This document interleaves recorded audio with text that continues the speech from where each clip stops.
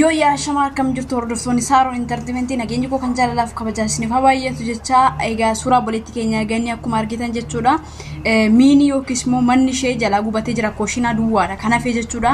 Isheen immoo rifaatuudhaafidha kan isheen obstaala ta'ee seenteetti jirtu. Innis immoo elektirikii mana keessaa konteektii wal godheetu kan inni mi'a ishee yookiis immoo wanta isheen qabdu kan isheen gubateeti jira jechuudha. Mutummaasa viidiyoo bolonni keenya maxxansan baay'insaanii TikTok irratti immoo argaate jirtu waan ta'eef jalaa gubateeti jira. Isheen garuu rifaaturraa kan ka'e obstaala seentirraa kan hafe isheen lubbuudhaan hafteerti akkasuma boleettiin keenya falmattuu illee jechuudha. Egaa balaan elektirikii waan salphaatti nama miidhuu danda'udha jechuudha. Baga wanta hundumaa wanti hundumtuu darbee wanti bor iddoo bu'uudha waan ta'eef wanti iddoo bu'uu hin dandeenye lubbuun ishee immoo hafe jechuudha. Boleetti keenya ganni egaa akkuma isin beektanii sagalee uummataa ta'uudhaanii akkasumallee yeroo baay'ee obboloota gargaaruudhaanii dhimma Oromoota irratti nama xiyyeeffatu akkasumallee nama xiiqeeffatu turte jechuudha. Egaa balaa kana egaa keessa baga lubbuu ishee baase akkasumallee jajjabeessuun dirqama keenya jechuudha. Maaliif yeroo tokko namni tokko yeroo faayidaa irraa argatan osoo hin taane yeroo faayidaa irraa dhaban illee jechuudha miti gargaaruudha jechuudha. Boleettiin keenya kun Joordaan irraa kan isheen gara Duubaay deemte gara Duubaay erga deemte booddee jechuudha rakkoowwan gurguddaadha kan ishee qunnamaatii ture jechuudha.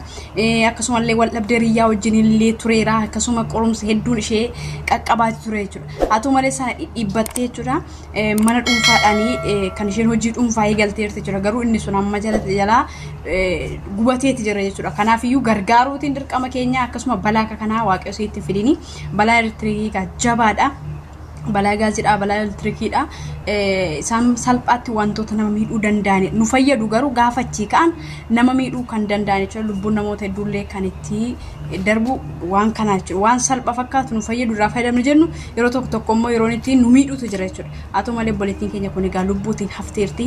Inni kaan bor bakkee bu'uu yookiis immoo iddoo bu'uu kan danda'udha. Inni caalmaaf inni hangafaa garuu isheen lubbuudhaan hafuudha jechuudha. Boleettii keenya ganni oroo bolonni keenya qunnamtanii jajjabeessuun isinirra jiraata jechuudha. Biyya Duubaay keessadha kan isheen amma jirtu jechuudha. Isin dhumti keessanuu kan beektan jechuudha. Bolon Duubaay keessatti illee qaamaan deemtee lafa isheen jirtu ishee jajjabeessuu ishee bukkee dhaabachuu iddoo ishee duraatti deebisuudhaaf tattaaffii gochuun dirqama keessan jechuudha. Namni tokko yoo iddoo kufee ka'e bor nu fayyada jechuudha. Namni kufe silayyuu nu fayyadu namni ka'e garuu nu fayyaduu danda'a jechuudha. Utuma nu fayyadu jennu yeroo tokko garuu iddootti nu fayyadu qaba jechuudha.